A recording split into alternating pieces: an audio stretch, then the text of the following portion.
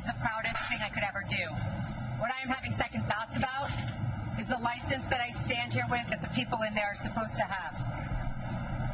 I have not spoken because I respect my ethics while I'm on trial. But let me now speak about what has happened. I have sat on trial after trial for months in this state, the state of New York. Attorney General Letitia James, and now this. Weeks.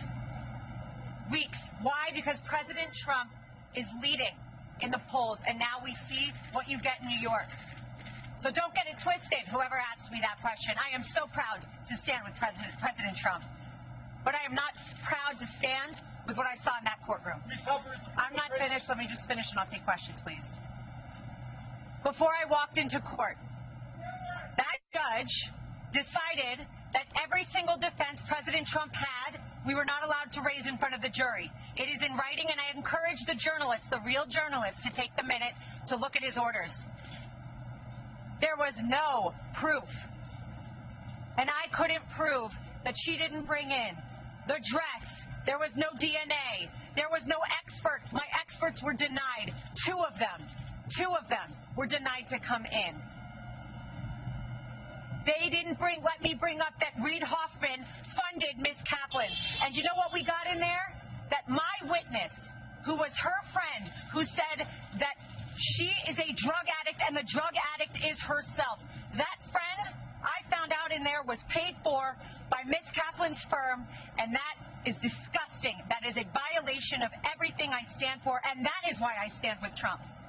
And that is why so many Americans are so proud that he is running again and so excited to run to the ballot box. But don't get it twisted. We are seeing a violation of our justice system.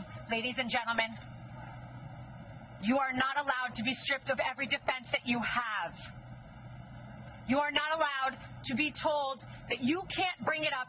And imagine a point where a judge tells the lawyer, before your client, the former president of the United States, the leading candidate and obvious nominee for the Republican Party, before he takes the stand to defend himself, Ms. Habba, tell me the questions you're going to ask in open court and tell me exactly what he's going to respond. And then edited my questions, edited the response he was allowed to give.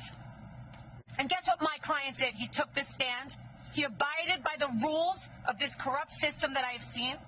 We will immediately appeal. We will set aside that ridiculous jury. And I just want to remind you all of one thing. I will continue with President Trump to fight for everybody's First Amendment right to speak.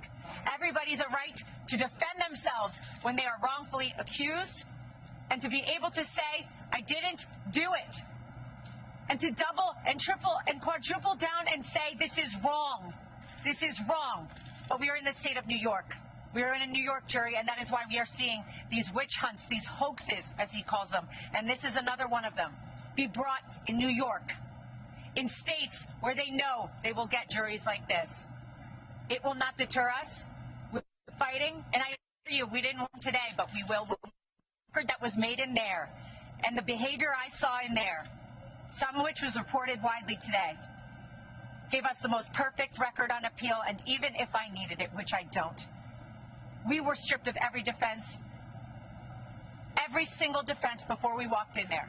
And I am proud to stand with President Trump because he showed up, he stood up, he took the stand, and he faced this judge. And you know what? I'll continue to do so with him. Yes. Ms. Hubbard, of course I've spoken with the president. Ms. Hubbard, is the former president to stand now the consequences of his actions? The former president does not live his life in fear, as you've seen every single day. The former president and probably future president will continue to fight for Americans. Thank you very much, everybody.